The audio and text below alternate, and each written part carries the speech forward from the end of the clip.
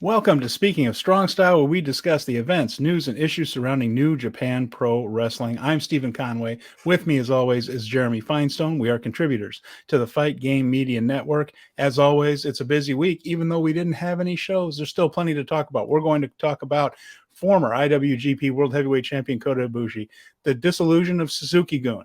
We have the King of Pro Wrestling trophy to discuss and how it ended up the year.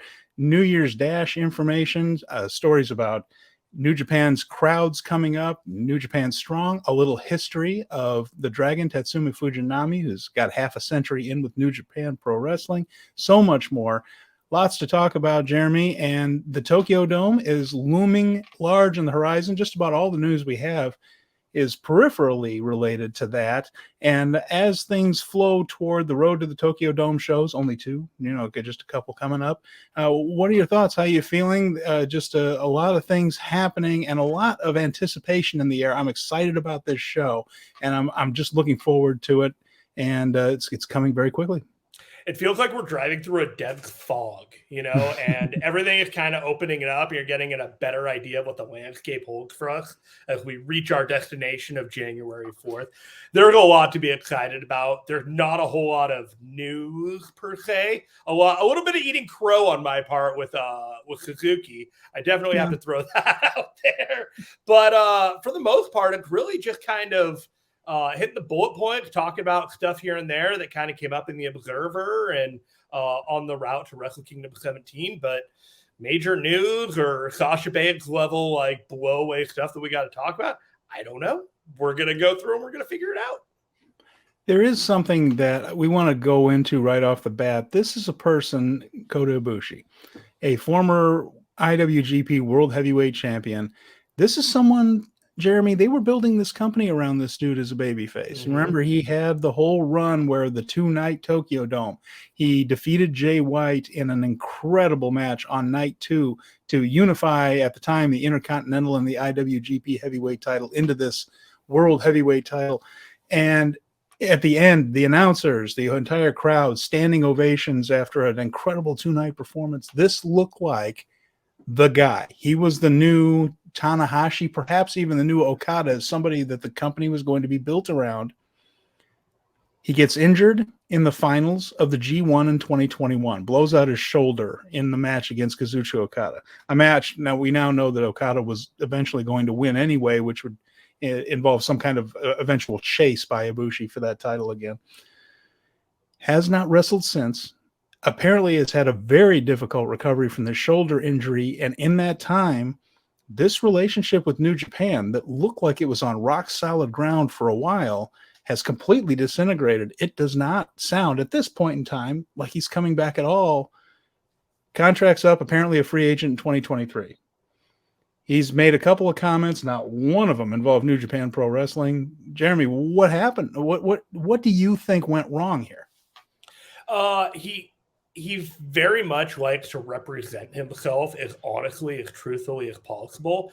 And when he got injured and New Japan began to advertise him for events that he knew that he wasn't going to be able to participate in, namely the New Japan Cup in March. And then I believe that there was some talk about having him at the G1, but that was a whole other mess that led to all sorts of people being punished with docked pay. Kind of a situation in New Japan corporate level that was almost unprecedented in terms of how it was outwardly explained and how everyone was dealt with, including permanent job reassignments for some people.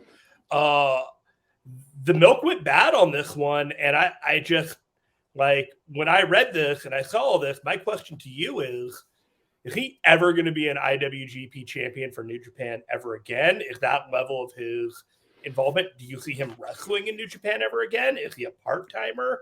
Is this relationship salvageable? Do you want it to be salvageable? What do you think? When the calendar turns to 2023, it will be the 40th year that I will have been a wrestling fan. I started watching wrestling in 1983. In that time, I have learned that you can never really say never. The only person I can even think of, and I'm sure there's more than this, but the only person I could think of who actually said, I'm retired and stayed retired and never wrestled again is Jack Briscoe. That's it. That's the list out of thousands of wrestlers. It seems like everybody eventually comes back. There have been hell frozen over moments, more than we can count. People that you never thought were going to come back to the WWE came back. The Ultimate Warrior came back. You thought that was never going to happen after some of the comments he made. There have been plenty of examples of this.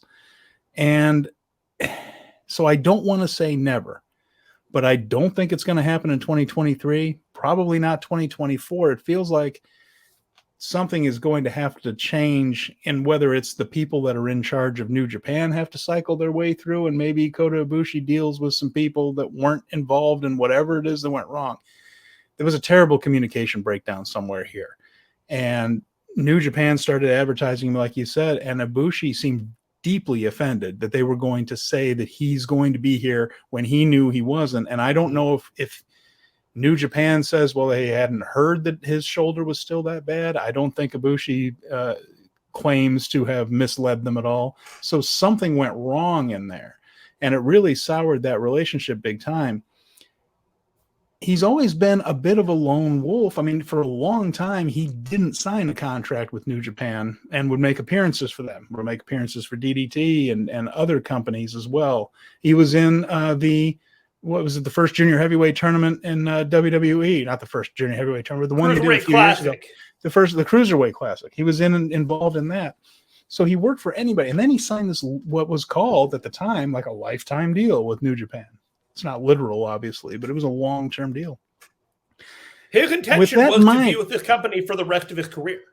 And their intention was to make him one of their key stars for the rest of his career. No question about that. I mean, they were pushing the hell out of him before he signed the contract. I mean, he was a major player for them.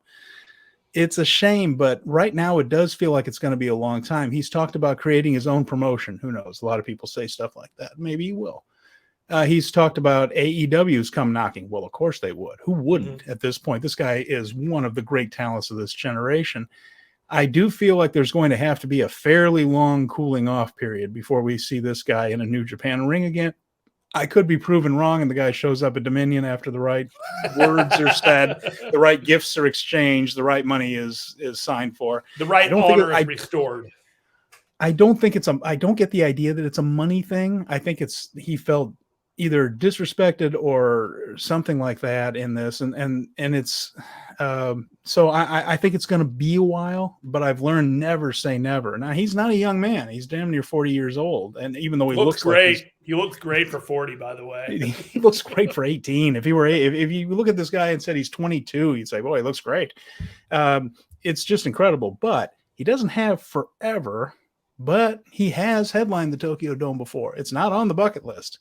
So I do think that there's going to have to be a long period of peace and a lot of things, a lot of water will have to flow under that bridge before we see him again. So if you're just asking for anything right now, I would say 2025 is a possibility, but I'll bet it takes a couple of years with the way this ended.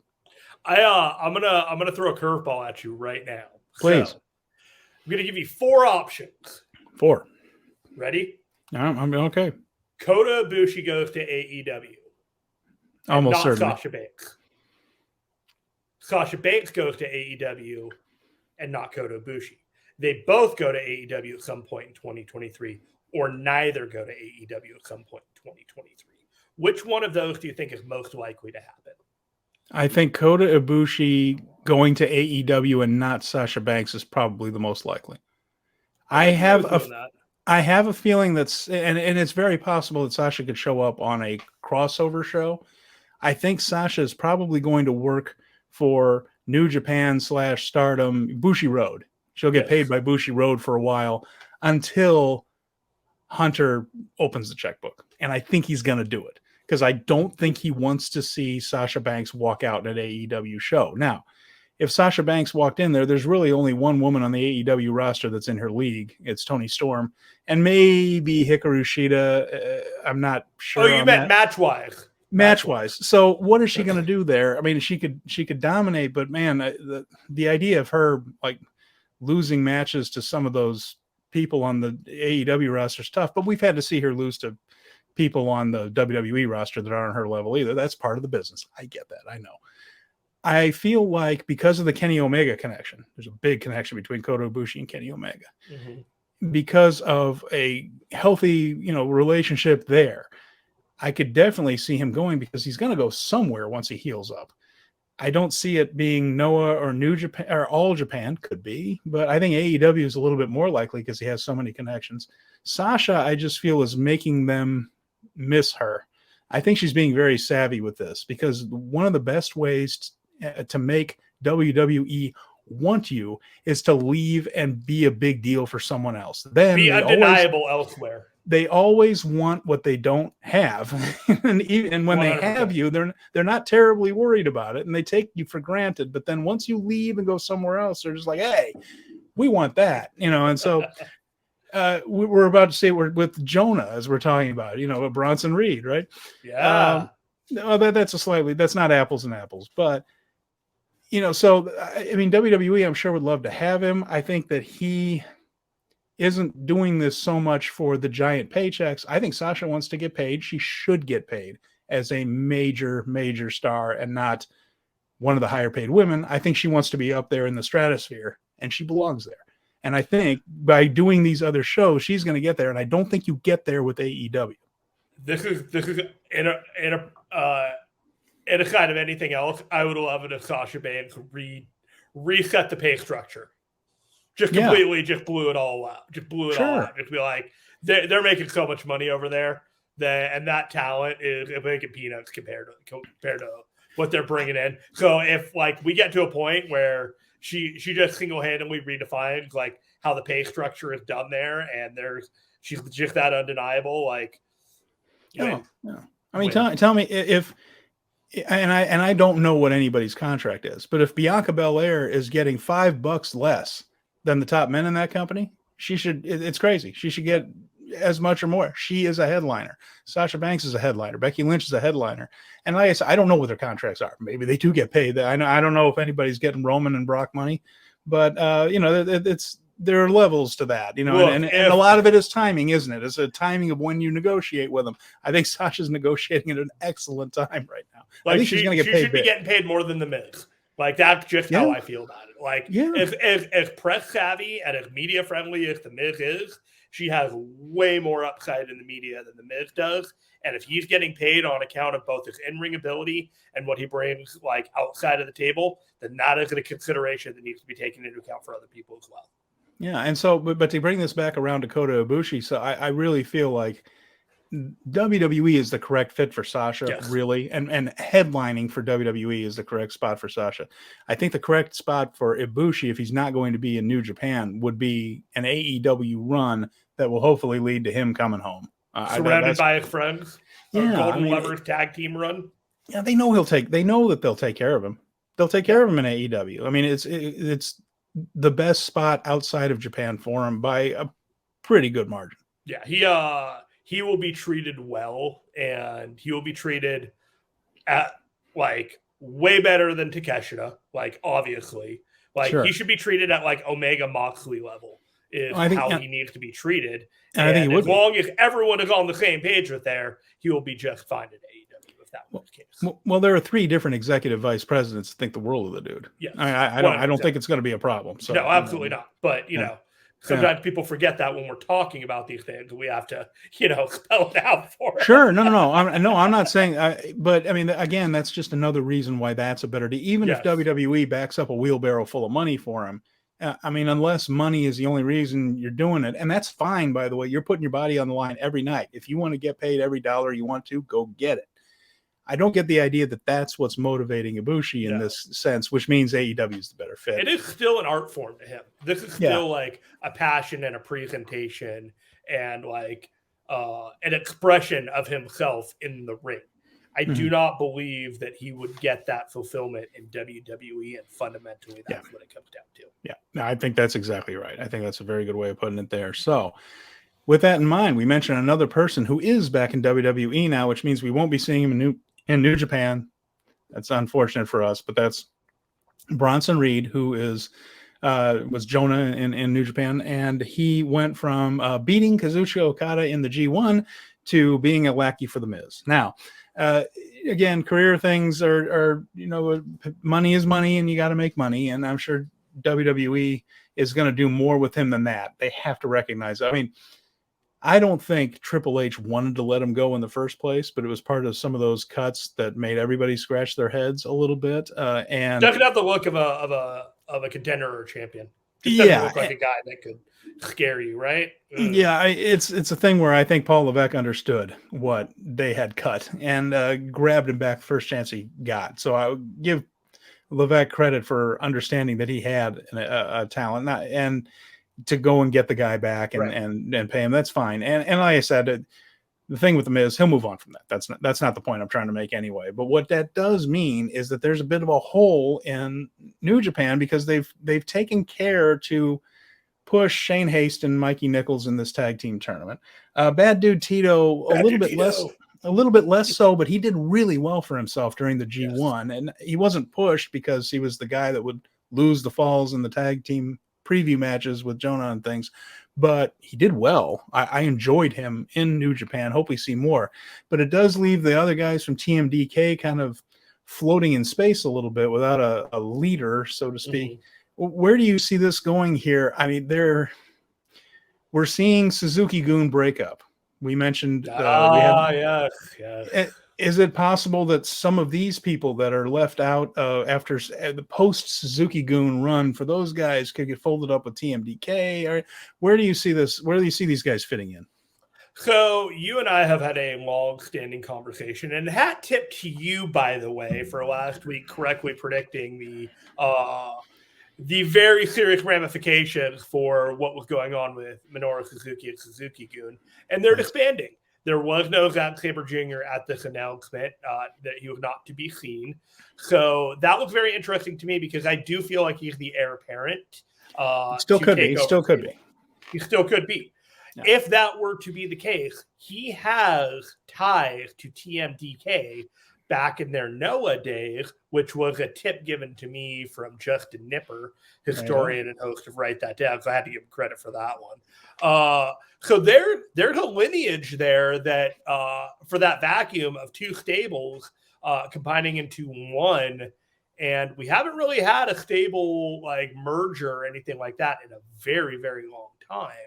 So there's potential there. I kind of feel like it would be the obvious play, and maybe they have other plans in mind to really just jumpstart 2023.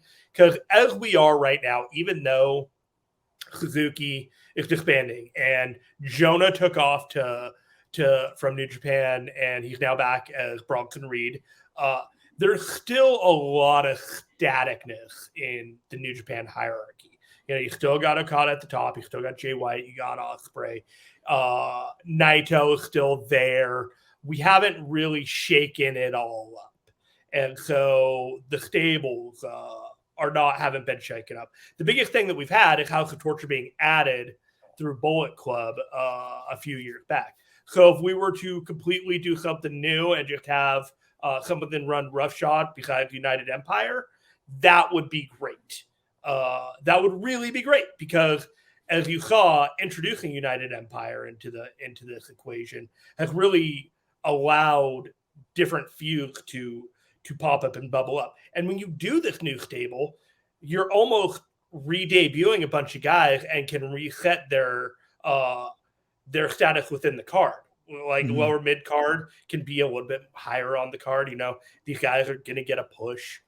TMDK, they're not young, but they are very good at what they do. They would fit in really well with a group like that. I don't know. It feels like all the pieces of the puzzle are coming together for this. What say you? I think it's definitely possible. I'm very curious because I'm jumping ahead a little bit. We're going to cover this later with the Road to the Tokyo Dome show. But Suzuki-Gun's final night will be this coming Friday, the 23rd, at Korakuen Hall. The match is Suzuki, Lance Archer, El Desperado, and Taka Michinoku against Doki, Kanemaru, Taichi, and Zack Sabre Jr. So they are having Suzuki-Gun versus Suzuki-Gun. It's really the only match of consequence in that two-night event, Thursday and Friday at Korakuen Hall. It's really the only match. Everything else is just a preview that you would imagine you would see at New Japan house shows. So I could see something in the way of Zach's side winning the match and Suzuki turning the reins over to him Passing of the and torch. saying, this is now Sabre-Gun. I don't have any information that that's going to be the name, but the idea being you're in charge now. And that it could be that. It could be just a matter of everybody shakes hands, and then there could be and I don't even mind this idea so much, a little ongoing storyline for a month or two as to where these guys end up. Maybe they come out and help somebody you would never expect them to help. It could be a thing where Zach brings people together at New Year's Dash and just says, here's the new crew. Again, that's another thing that's coming up. We're going to talk about Dash. There's a lot of ways for it to go.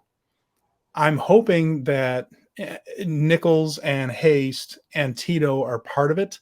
And if they were part of forming a new faction, I would find that very satisfying. Like you, I feel like a nice little shakeup could be just what New Japan needs going into 2023.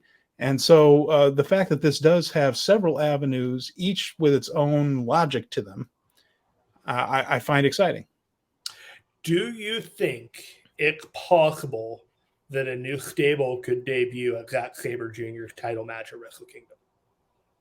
Yeah, I mean, yeah, absolutely possible, and it's also possible that they may run something at New Year's Dash as well. They usually do something very interesting for that. That's where Suzuki-Gun returned to the company after being in Noah for a while, as they Archer and Suzuki and Taichi all of a sudden appeared and beat the living hell out of Chaos, and that was how that show ended. So if that's where Suzuki-Gun returned, then maybe that's where the new beginning could be. So there are a lot of ways.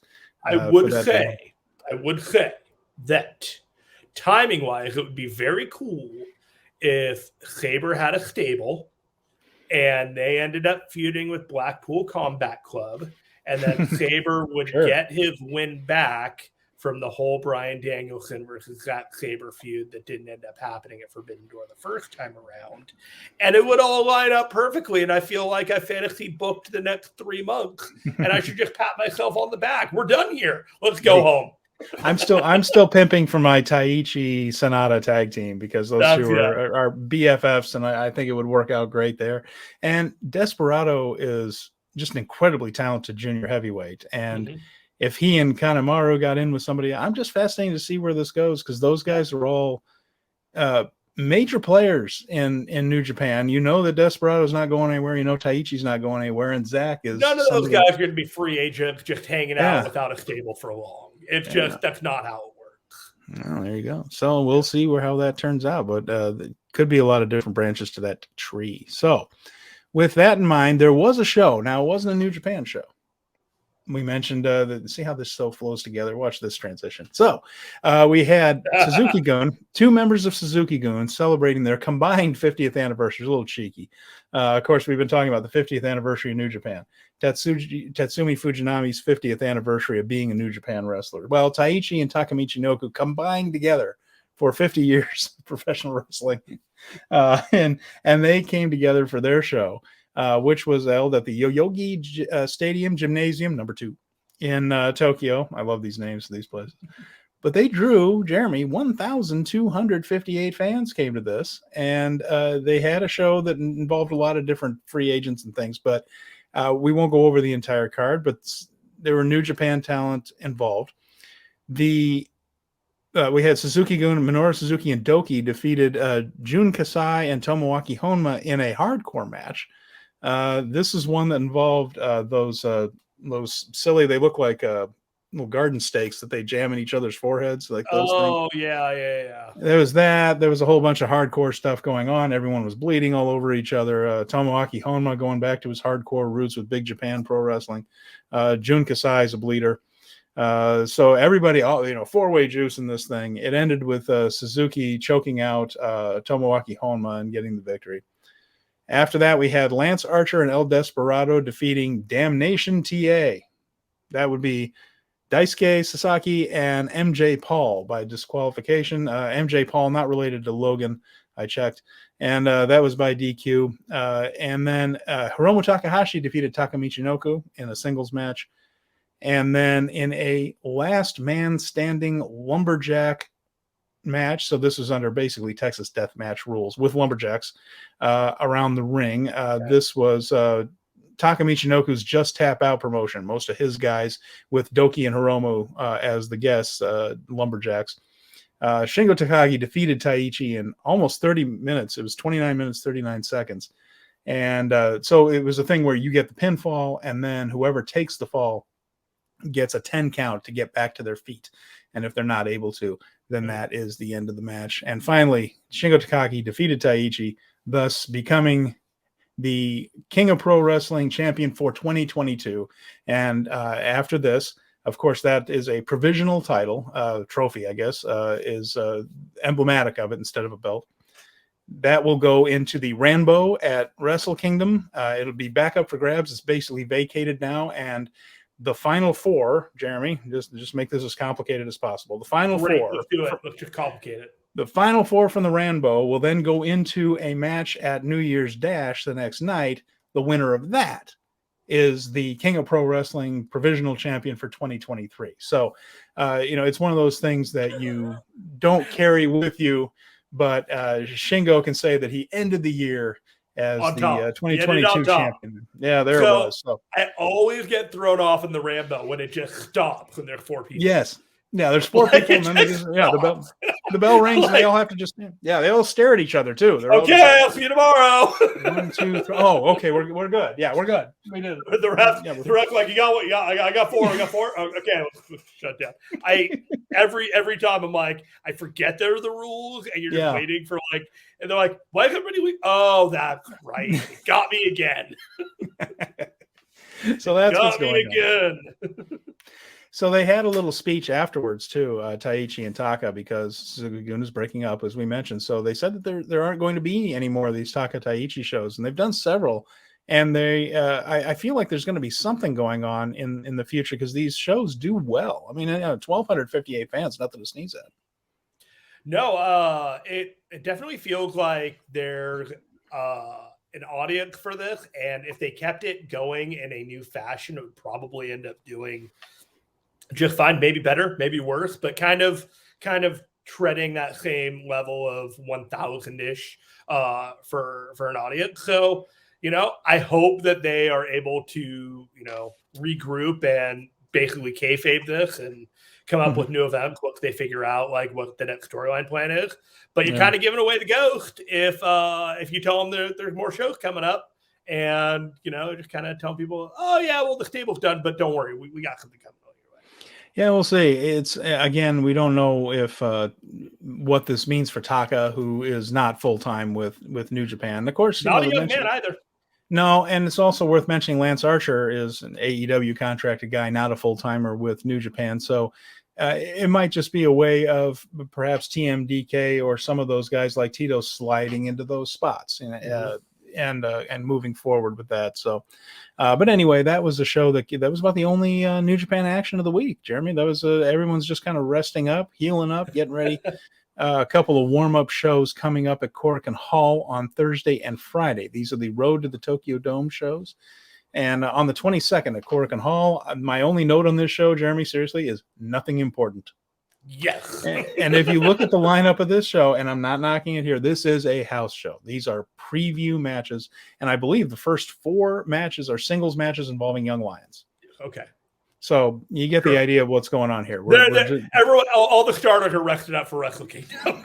Yeah, exactly. The playoffs are on the way. These are the last few regular season games for the playoffs. Now, I'll tell you, man. I will tell you, when I thought we had a show I had to watch and we were corresponding, and you're like, yes. What show are you talking about? I'm like, which one?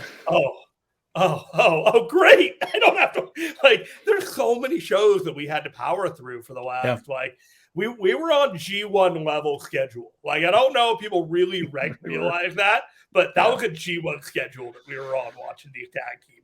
And those were not G1 level matches. No, yeah, no. And, we love the show. We love doing this show, but that was a public service for y'all. Some of those shows were rough, and the thing about it too is I'm following the Goddess of Stardom tag team tournament, and those a lot of times were the best tag team matches I watched all week. And I had to do a show main event. Yeah, yeah. And even they have really dialed it down a little bit. Like their schedule is easy because they have a big show on the 29th, which isn't going to affect the matches they have at the Tokyo Dome coming up, but is nevertheless a huge show for them. It's watch it on their actual service. Stardom World, it'll show up on a delay, but it's a pay-per-view. But this is the Dream Queendom, I believe, is the name of it right there. And Kairi will be there. She'll be wrestling Utami Hayashida. I did get a Stardom subscription. Did you really? I did. Nice. I purchased one. You won't be sorry. I purchased one last month, and so I haven't been able accessibility of like going onto the tablet or watching it on a laptop is something that I'm still not quite used to. But they're getting my money, and I just sometimes I forget that I have to figure it into the Google Calendar kind of thing because there's a lot of New Japan and then there's a lot of other wrestling and then there's a lot of other wrestling and then I'm also I'm married. And I have obligations. I have an incredibly patient girlfriend. That's what's going on here. Yeah. So there's a time management issue that when you say there's not enough time in the day, we need it. True. No, but I did want to mention that show on the 29th. And now that, like I said, most of it doesn't really affect the Tokyo Dome, with the exception of this. Kairi is facing one of their top stars, Utami Shishida, in a non-title match. The IWGP title is not on the line in that. But we all know what happens if you beat the champion, then you're a factor going forward. So we'll have to see. There's also one other thing about that match, Jeremy, too. A stipulation has been added. Whoever loses does not get their entrance at the Tokyo Dome. They have to come out like that. Is that the you have to come in in your scrub outfit? You have to come out as if you are the Stardom version of a young lion, like no acknowledging the crowd. You know how the young lions are supposed to sprint to the ring, they get generic music and all that. You got to do something like the Stardom version of that. So it's a little bit of humiliation, which leads me to believe that Kairi is going to win because I don't think they're going to do that entrance. If you're bringing Kairi and you're not doing the pirate entrance at Wrestle Kingdom, so great. So Tam Nakano would come out to her opening music, opening wrestling. Well, it would be Hayashi Shida in the earlier match. Oh, okay. Yeah. Got it. Yeah, Tam is not in this. This is Kairi and Utami. I get it now. I was a little mistaken. No, that's okay. No, there's a lot going on. Yeah, there's so much going on. But yeah, I'm with you. I really want to see that entrance because if you've seen a big show Stardom Kairi entrance, it's pretty great. There's something magical about the way that she connects with the crowd, especially on the entrance. Yeah, she's 100%. So that's what's going on the road to the Tokyo Dome. So we're moving right along here, Jeremy, but it's one of those weeks where you're just kind of knocking out little topics one by one. We got to talk about the matches we did see from last Wednesday. Yeah, go ahead. What were you thinking there? So we had the two finals, the World Tag League final and the Super Junior Tag League final. Let's go with the Super Junior Tag League final. Let's look at this. Look at this thing right here. Yeah. Leo Rush taking it to Ace Austin. This is a highlight that you can find on the New Japan 1972 NJPW 1972 page on the results.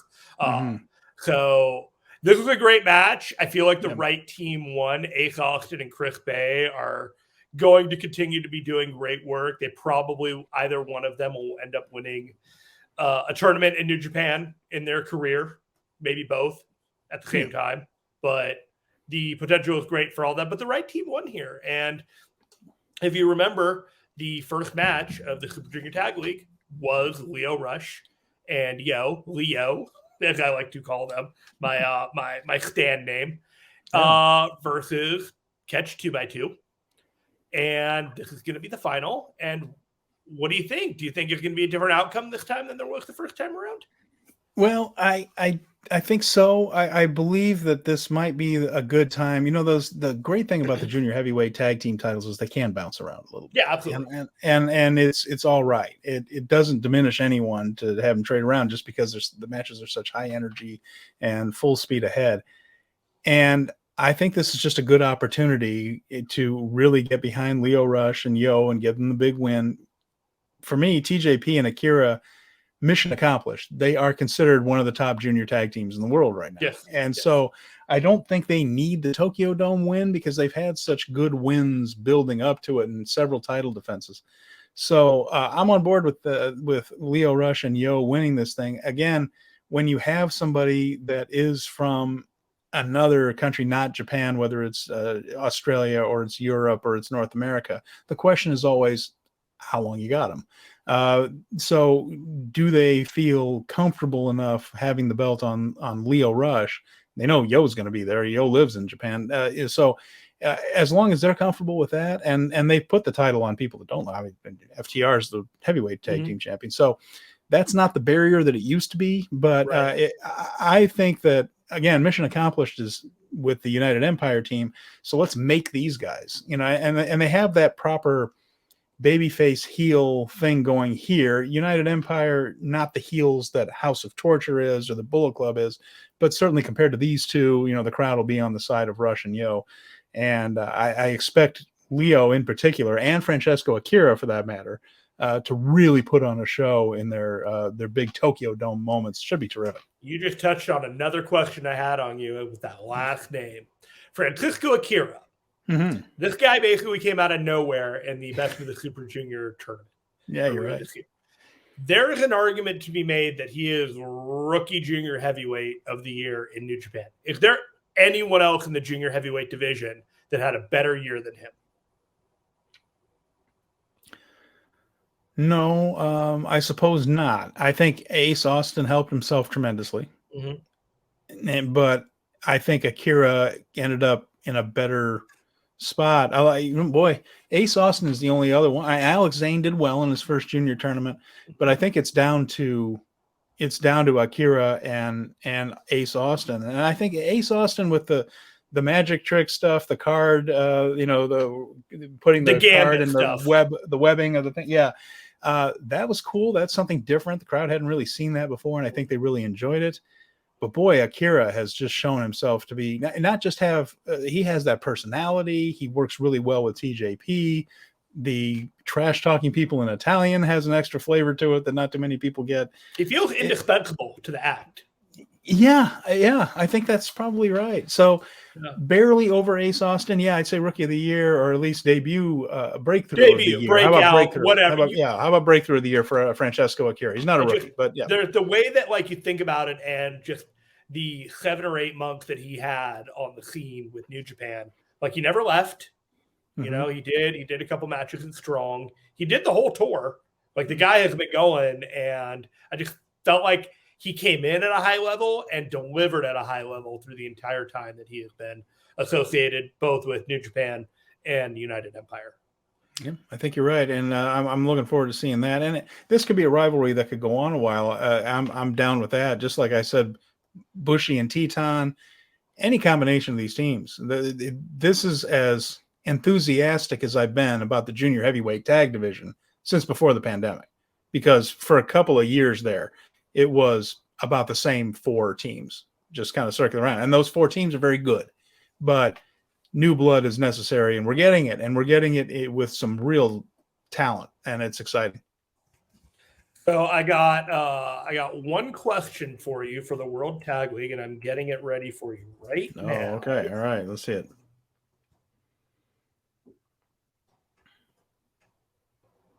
Let's see. When it came to the World Tag League, did the right team win? Boy, that's a more complicated question, isn't it? we got segments for YouTube to make, my friend. New Japan doesn't go back with match after match after match between the same 2 teams.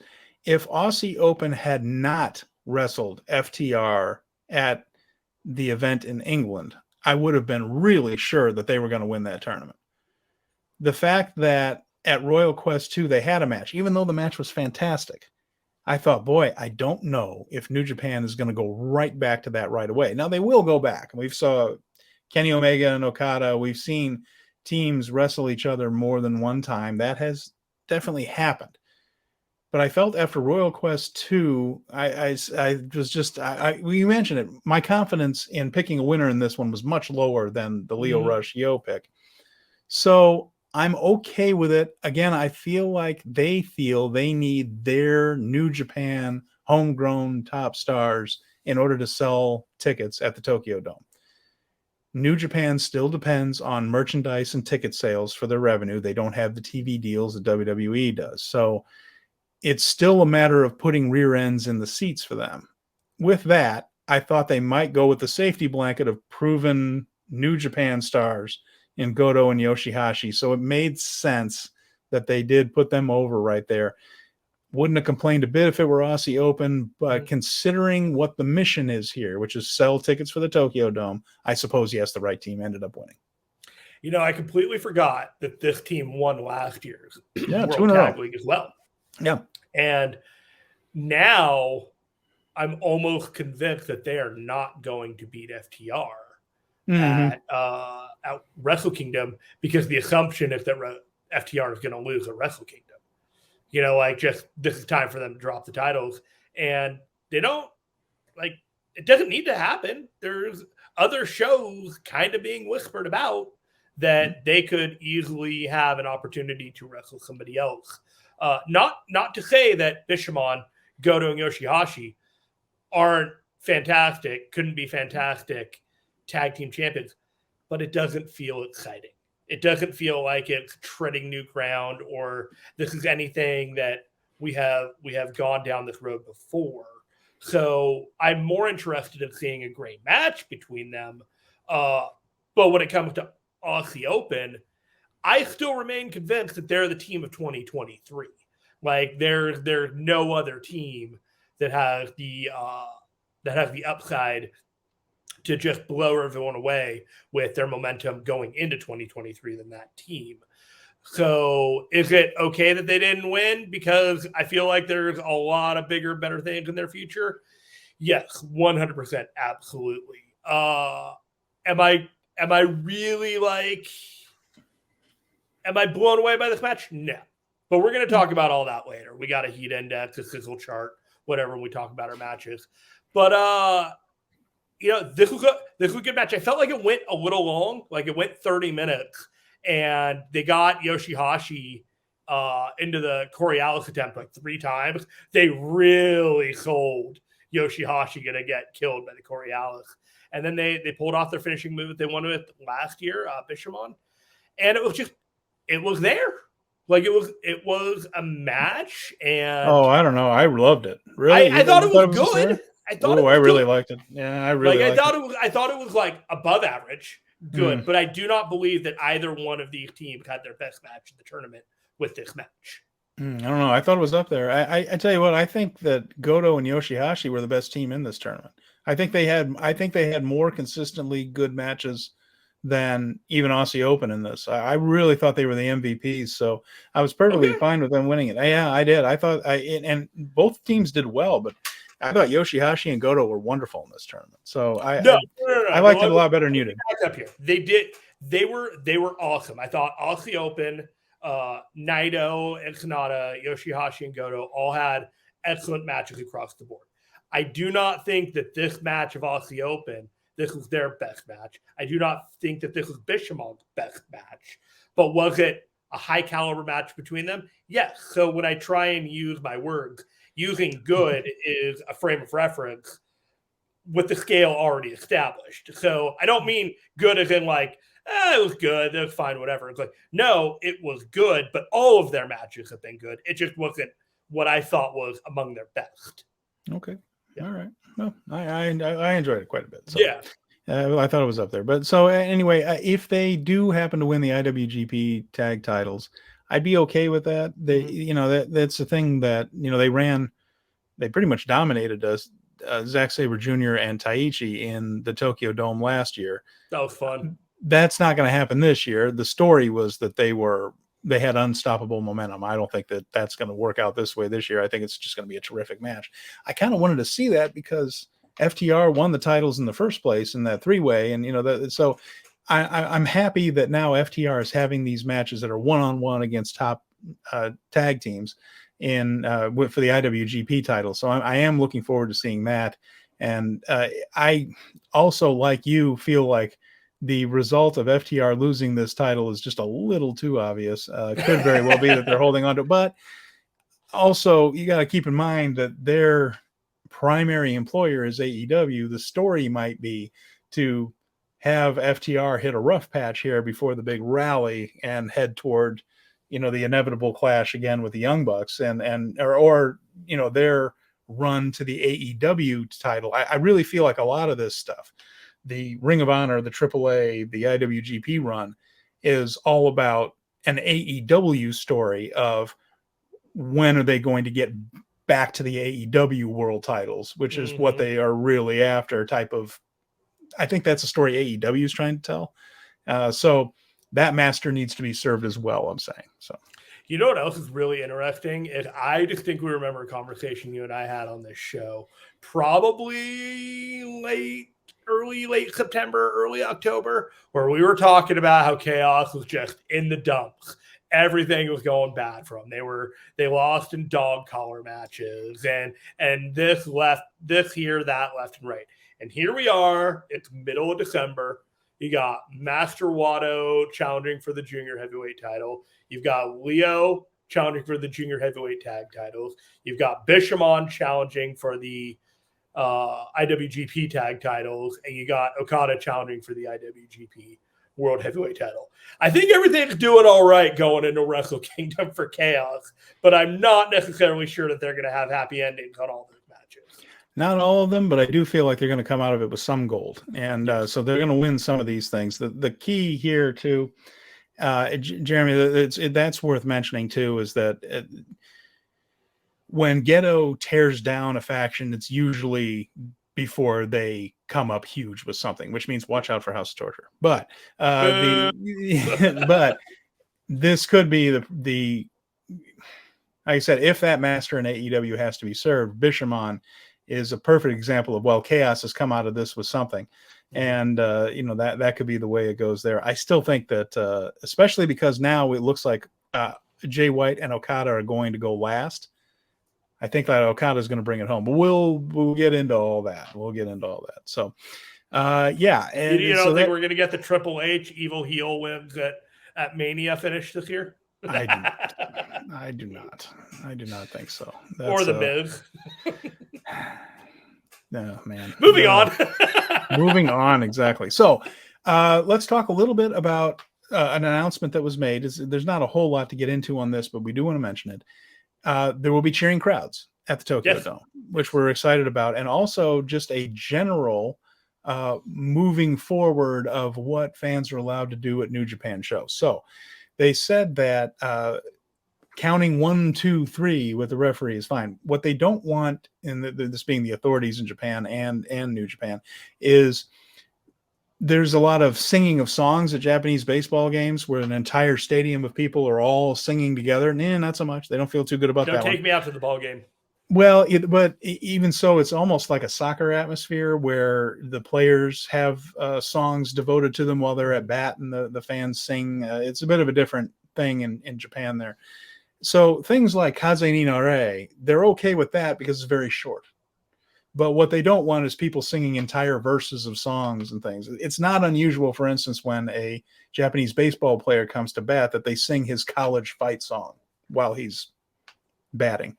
They don't want that. They don't want long, sustained things. But pro wrestling works a little bit differently. You don't have that so much. You got the Kaze ni Nare thing. But other than that, it's like counting 1, 2, 3, or it's boos and cheers in short bursts. What they're saying is, as long as it's that, they're going to be a little looser about it in 2023. So it's not the full-on, go ahead and go nuts that we were hoping for, Jeremy, but I suppose a step in the right direction is a step in the right direction. I'm going to be excited to hear cheering people, and I will probably mentally amplify its awesomeness in my head as I'm watching it. So it's progress, man. I feel like Japan has more than anything else been very, very cautious, and I think almost to a point of other people scratching their heads. And I like the advocacy that Bushiroad has gone towards trying to get more sections, and I think we're trending in the right direction. Personal responsibility time. Yeah, and so and again, as things go on, and as long as there aren't horrendous outbreaks, then I think that things could open up a little bit more. But it's a nice step. The other thing they mentioned is the New Year's Dash, the night after the Tokyo Dome show, will be a complete mystery show. So similar to the night before Rumble on 44th. And another mystery vortex show. In the past, they have done this, where you don't know the matches for New Year's Dash in advance, of course, because what happens at the Tokyo Dome affects it. That's just been the way it is. So the ring announcer would come out, and there was always this really neat moment where everybody at either the Oda Ward Gymnasium or the Tokyo City Hall or the Korakuen Hall, wherever the show is, would just go hush as the ring announcer would just read the card out. This is what we're going to see tonight. You don't know until it's announced by him. This time they're going to go a step further than that, Jeremy, and we're not going to know until the guys come down to the ring. Right. So it's going to be a matter of match by match. So you're not going to hear it all at the beginning, according to what they just announced right there. Each match, we're just going to have to wait and hear the music and see what comes up. So, just adding a little bit of further intrigue. Does this excite you for your birthday when you come home from a night of dinner at your favorite restaurant and you're going to turn on the New Japan and you're going to see what awaits me now? I don't know. I'm so excited. I'm not sure when I'm going to sleep through all this exactly. So I've got the Tokyo Dome in the wee hours morning of my birthday, and then we've got exactly, going out to dinner that night, and then other plans wee hours of the next morning is New Year's Dash. I'm going to be a zombie when I do that show, and we're going to do a show with Garrett Gonzalez, the Fight Game Media podcast, on the 5th and talk about this card. So lots of good stuff. Brings us to the Tokyo Dome, Jeremy. Now, yes, we're going to do a full-blown preview next week. This is where we are going to dissect the living hell out of this card. And we have a special guest that's going to help us, the great Chris Samsa. He is the one from SportofProWrestling.com, one of the great authorities on New Japan Pro Wrestling. We are going to pick this thing apart. This week, however, we're going to borrow a little bit of a device from our friends at The Boom. We're going to do a little bit of a heat index for the Tokyo Dome card. This is just a sentence or two. Again, not a preview. We're not doing predictions. What we're doing here is just getting a sense, as this card approaches, of how excited we are for each of the matches on it. To me, this is a pretty loaded show, Jeremy. So I think we're going to have a lot of high scores on my end. We'll see if they match up with yours. So we're going to start at the bottom and work our way to the top. We have the opening match. So this is going to be the stuff that's kind of on the pre-show type of thing. Ryohei Oiwa, Young Lion, getting a Tokyo Dome shot against Bolton Oleg, a new Young Lion, a new trainee. It's a 3-minute exhibition match. So for me, this is a solid 5 in that I have no idea what we're getting out of Bolton Oleg. He's never appeared in the ring before like this. And it's just going to get a look at a new guy, which is always kind of fun. This is the. Did they rename this guy? He had a different name, or is this the same guy that they introduced a few months ago? No, this is a different guy. This is a different guy. This is not Oscar Luibi. Oh, okay, I thought they renamed Oscar Luibi for a second, and I'm like, why did they rename? I never saw this. No. I know nothing about this guy, but I'm always into Ryohei Oiwa, so I'm gonna go with the 4 because I don't know. Like, I'm nervous. Yeah, okay, fair enough. It's a 3-minute exhibition, so this is going to be as close to choreographed as it's going to get. He's going to have a few things that he probably knows how to do to show us that, hey, he's been taking his class. This is recital, basically. This is a big deal for Oleg. So next after that, we have the King of Pro Wrestling 2023 New Japan Rambo. This is a match that works similarly to the Royal Rumble. People coming in every couple of minutes-ish, and just like WWE, they tend to play with that interval. And anyway, the final 4, again, 4 men in the ring, and then it's going to confuse us all by ending abruptly so that those can go on to that KOPW match 2023. But it's the Rambo. There's usually some people you don't expect in it. It's a way to get other people on the card. So for me, I mean, the KOPW is a hit and miss opposition. This one's a 3 for me. I'm gonna go with a 4 again because as long as I can remember the rules of it, I can be excited and knowing. I'm gonna go out there and say I think Evil's probably gonna be one of the 4 finalists, and I'll just leave it at that. Maybe I'll bring it down to a 3. Maybe Evil will knock that down a little bit. Who knows? But that's kind of where I'm at right now. After that, we have the Antonio Inoki Memorial 6-man tag team match, and this is a series of veterans going in it, and I do mean some veterans. I would love to go and do the math. Maybe I will next week and see just how many years of experience everybody here has. Togi Makabe, Satoshi Kojima, and Yuji Nagata will face Tatsumi Fujinami, Minoru Suzuki, and Tiger Mask in the Antonio Inoki Memorial 6-man tag. Totally missed that graphic. Don't have it. It's okay. That's all right. They didn't have graphics when these guys were first coming up, so you're fine. They didn't exist yet. For me, I mean, it's Fujinami is. We're gonna get into him. He's 68 years old. Tiger Mask, Kojima, Makabe, Nagata, and the rest we see on a regular basis. So it's probably just going to be a 3 or a 4 for me on this one. I feel like while this match is on, I'm going to be thinking about the bigger ones coming up later. Yeah, I've got a 2 or a 3. Like I appreciate history. I appreciate the reverence to Inoki, Sure. but this doesn't exactly fill me with like this is an unmissable match. Well, I think we're about to fix that because the next one is the IWGP Junior Heavyweight Tag Team title match. Francesco Akira and TJP, the champions, United Empire, defending against Leo Rush and Yo. We talked about this a little bit earlier. This should be wonderful. They're going to be highly motivated, and this one's a solid 7 for me and would probably be higher, except, man, there's some good matches up later in this show. I'm going to go with an 8 on this one. I think this is going to blow a lot of people away. It being the first match on the card is that's a big responsibility for a card that's got 2 like co-main events of the magnitude that it does. So I'm probably putting too much pressure on all 4 of these gentlemen, but I expect that this is going to be a match that everyone will be talking about until the match is later on that night. Up next, in this one, it shows you how loaded this card is. IWGP Women's Title, Kai Reed will defend against Tam Nakano. And this is, of course, Tam, the leader of the... I don't know if it's Tam or Tom, and Scott Edwards and I talked about this, but I guess it depends on who's pronouncing it more than anything else. Tam Nakano from the Cosmic Angels against Kairi. And it's a match that should be absolutely wonderful. If you've watched a lot of Stardom, you understand how good this match can be. So it's a 7.5, 7.5, a little bit more than the junior heavyweight tag titles for me. I'm really anxious about it. Of course, the big intrigue is what happens after this match is over. Are we going to get a Sasha Banks / Mercedes Varnado sighting? To me, that's a 10. And my anticipation of that, if that works out for the match, I'll say 7.5. It's going to be terrific, though.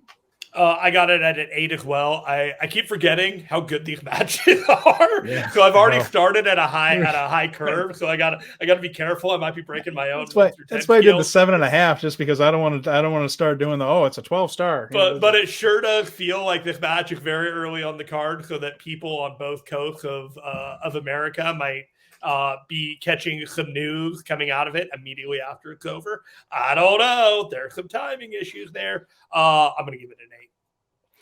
Up next, the IWGP Tag Team titles. FTR defend against Yoshihashi and Hiroki Goto. I'm vocally in the tank for FTR. They're my favorite tag team of the 21st century, really. I can't think of another one after the year 2000 that I like more than these guys, and there have been some great ones. So I'm going to go with this one as an 8. I'm looking forward to seeing Dax and Cash in the New Japan ring in the Tokyo Dome in a big match against 2 guys who really know how to work and have won the last 2 tag leagues. So 8 for me. I am so nervous about this one. I'm so nervous about this. I have it at a 7, maybe 6.5. Oh my God, that's it. I'm out. I'm leaving. That's what I'm saying. It's like I don't have the love and appreciation for FTR that everyone else does. I think they're one of the greatest tag teams of this generation. But like, I don't go out of my way to watch their matches on pay-per-view. I didn't do the Ring of Honor thing. I just don't. So I'll watch them if I can watch them on services that I already do. but they are not people that I pay money to see as headlining acts for shows. So for whatever reason, I'm not on the FTR train the way that other people are. With that being said, I might be the wrong one here. Like, I'm not saying I'm right. Well, I'm taking up 2 seats on the train for you. Don't worry about it. I need I need a little bit more build. I need a little more sizzle to this one. I haven't really even seen like Harwood and Wheeler like say anything to Goto and Yoshihashi. Yeah. So there's just heat me up a little bit, warm me up, get the seat warm. If you're gonna put a seat on the train for me, give me a seat warmer. That's all I'm asking for. It's hard to get hot when there are people at AEW that are constantly pouring cold water over you. So that's as it may, that's what FTR is running into. You don't card, and I'm giving you my honest. You don't get a whole lot of time to really get this done. So I would like to have seen a little bit of that too, but there isn't a whole lot that. There isn't a whole lot that FTR is going to be allowed to do when it comes to getting themselves into that spot there. So moving on there, the next one is the NJPW World Television title. We're developing this title. This is going to be the crowning of the first champion.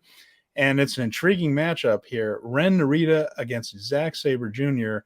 And this, with what we've seen from Ren Narita doing his Katsuyori Shibata impression, and doing it well, by the way, and Zack Sabre Jr., who's just one of the best wrestlers in the world. This one's a solid 8 for me. I'm excited about it, and 8 is it's bordering a little higher than that. This could come in at 8.5 by the time this thing gets in the ring, because the more I think about it, I'm salivating over this one. I got an 8.5 or a 9 on this one. I am super hyped. I told you earlier on that I thought Narita versus Ishii might have been my favorite match in New Japan this year. May not have been the best match. I looked at a couple other websites that shut up, you name the talk.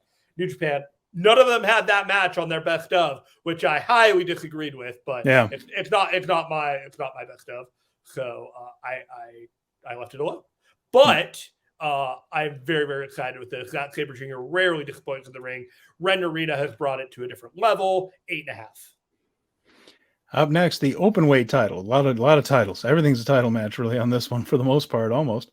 You have the never open weight title, Carl Anderson defending against Tama Tonga. This one, I felt we've talked about Carl Anderson to death on this show.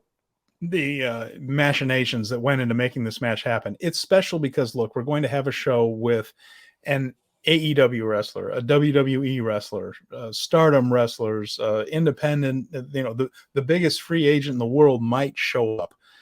There's just a lot of layers to this show, and this makes for an interesting one. The match itself, while Tama Tonga and Carl Anderson, of course, founding members of Bullet Club, let's not forget about that, meeting over this title, it's, to me,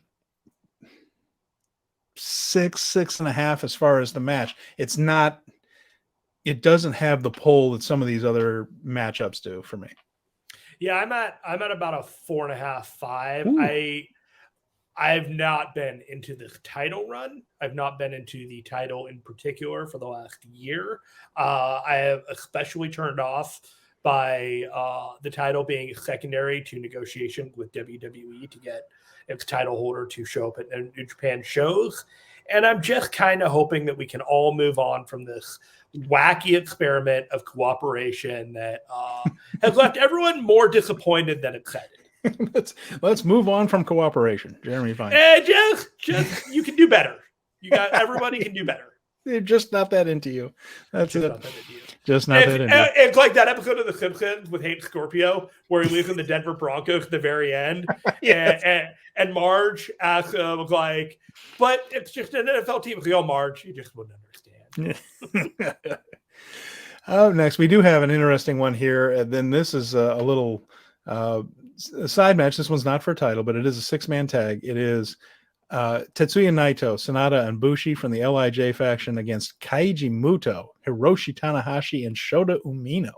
So here, this is fascinating to me because you have Keiji Muto, one of the all-time stars of New Japan, of course, Hiroshi Tanahashi, the biggest pure babyface star of the 2000s, and Shota Umino, who might be the next one. Roughneck Shota Umino. And so, I mean, Muto can't move. Okay. His body is shot.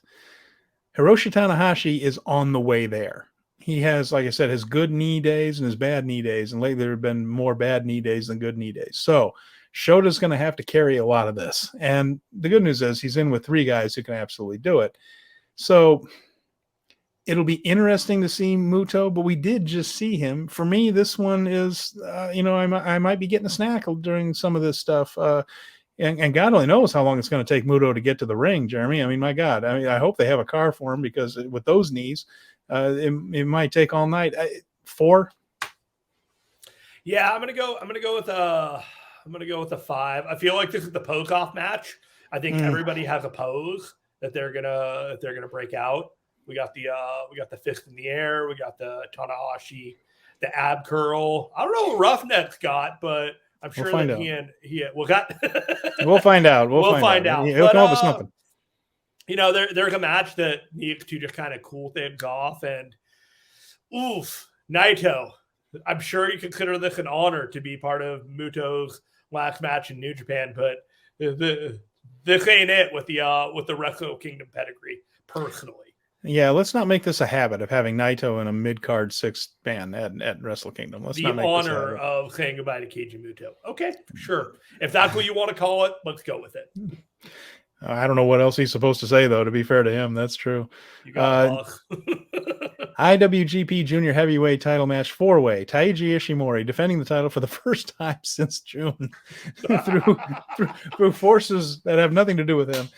Defending the title finally against Hiromu Takahashi, El Desperado, Master Wato in a 4-way. This should be high energy. It should be a lot of fun. It's an 8. I'm gonna go with a 7. I don't know. Like I watch it and I felt like Wato had so much momentum going in, and it all just kind of cooled off. And I hope that they have something up their sleeve going into the road to the Wrestle Kingdom shows, because this is one of those matches that they set up so far ahead of time. It got me excited that I've cooled off significantly since then, and I've forgotten most of the heat going into it. So I'm going to go with like a 6 right now, but that will hopefully change. Wato has been getting some fairly big wins in his matches, and I love the crucifix pin. And he has stepped up. We've talked about that, how he has stepped up his game and shown a little bit of fire in this, because I think he understands how important this match is for his career. So he's going to be highly motivated, and he's in there with 3 of the very best. So for me, I am excited about it, but I understand your point. It was set up a long time ago, and it doesn't feel like it has any sense of urgency, but maybe they'll do something with that on Thursday. That's what I'm hoping for, is that they understand that they have a little bit of heating up to do with a couple of these matches. But who knows? Maybe they don't. And as soon as the ring bell hits and they go for it, I am 100% all in on the match. And now we've got the ones here. I'm not worried about our scores in this one. No, broke the scale already on the next one. IWGP United States title. We're getting it. I was skeptical that this was going to be able to be worked out, but we are getting it. It's going to happen. Will Ospreay, Kenny Omega in the Tokyo Dome. As a fan of this business and as fan of the New Japan style of pro wrestling, as a fan of the stories that we have watched develop over the last 5 years, Jeremy, could you ask for much more than this? No, in all honesty, 11 out of 10. I am incredibly ready for this match. If you told me it was going to be on tonight, I would stop everything, all my plans, and I would go and watch it. It is the match that I am here for. As much as credit to the other main event, this is the one for me. Like, this is circle the calendar, tell everyone ahead of time that the match of the year candidate that you have to surpass has been set. And good luck, everybody, beating that one for the next 361 days. That's kind of how I feel about this match. This is the one that everyone is going to be saying, well, beat that.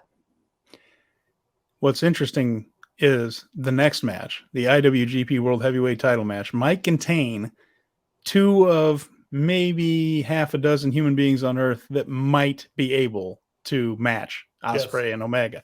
We're talking Kazuchika Okada, the best wrestler, I think, of this generation, in my opinion, against Jay White, one of the best big match guys that anyone has seen in this generation. That Jay White on a big stage in an important match with his psychology, his heel persona, is a genius. Good. Okada, one of the greatest of all time.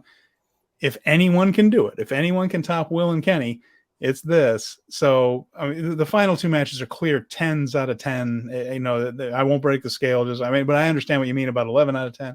Just sign me up, take my money. Here it is. Jay White against Okada. Can't wait. Yeah, I wouldn't do that with most matches. But the fact of the matter is like, you've got two perennial Hall of Famers, if not already. And they are both at peaks of their career where the high level they're wrestling at has not been questioned. And they're coming into it, and it's just like, wow. Like, I will think about like a Naito and Ibushi match, and those two kill each other when they're in the matches with each other. I don't think either of these two matches are going to be, these two are going to kill each other, but they're going to be brilliant wrestling matches in their own particular ways. I would love to see Okada and Jay White have a better match than Ospreay and Omega. I think it's possible, but if I were to put money on it, because of the freshness of that one match versus the fact that we've seen this multiple times, and I have my suspicions about where they're going with it after, but it's fascinating because I don't see them sending. Well, we're going to get to that in the preview. Yes. Never mind. It's Chris Sampson next week. Moving on from that, just the idea that Jay White versus Kazuchika Okada is an underdog for match of the night shows you just how good this wild, right? One thing, it's nuts, and four men who don't have to kill each other. You're exactly right.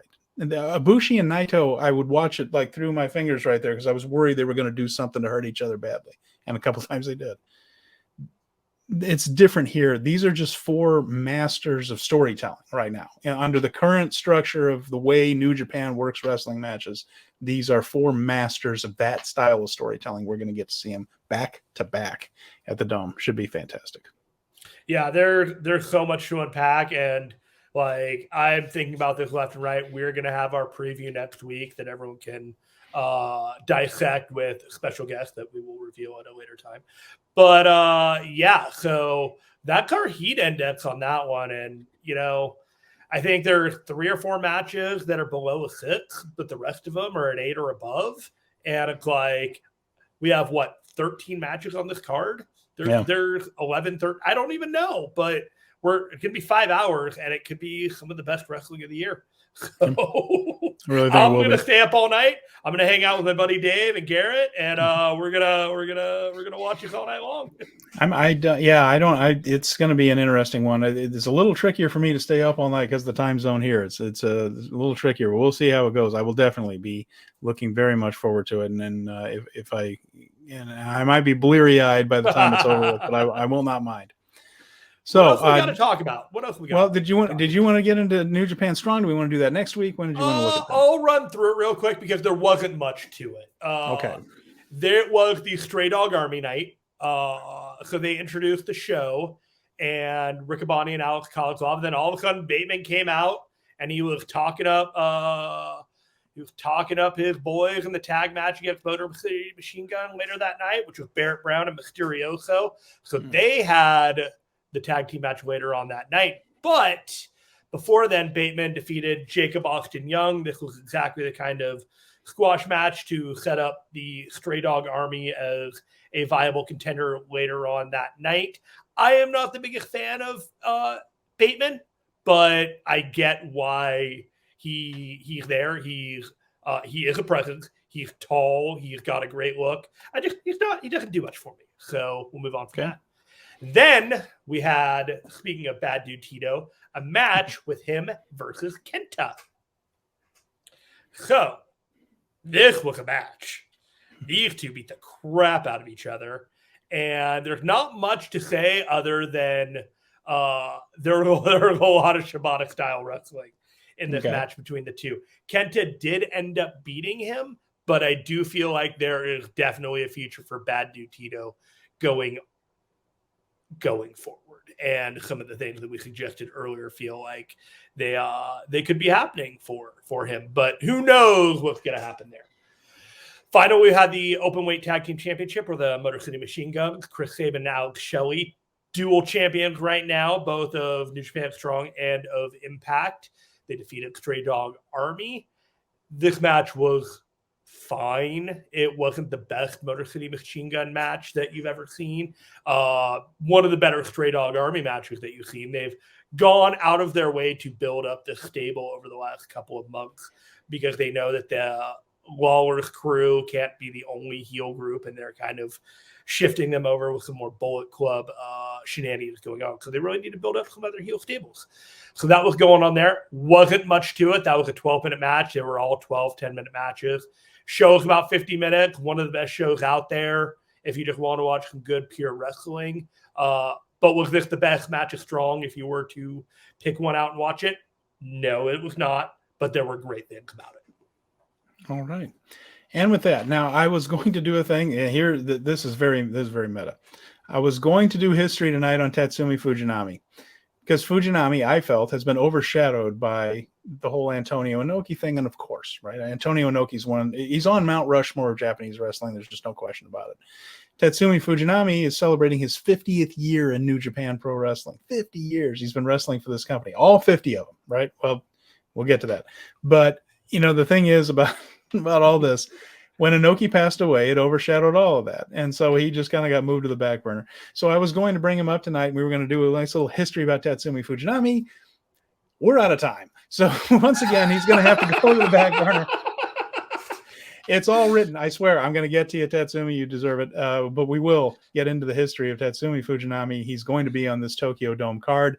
We'll tackle that and show why he is a seminal figure in the history of New Japan. Maybe we can use part of that time on the that empty void episode that we got to do right before Wrestle Kingdom. Yeah, exactly. that needs to stay a little evergreen. That's going to have to be for that one. It'll have to be that. So Fujinami-san, I'm very sorry for that. So komenasai.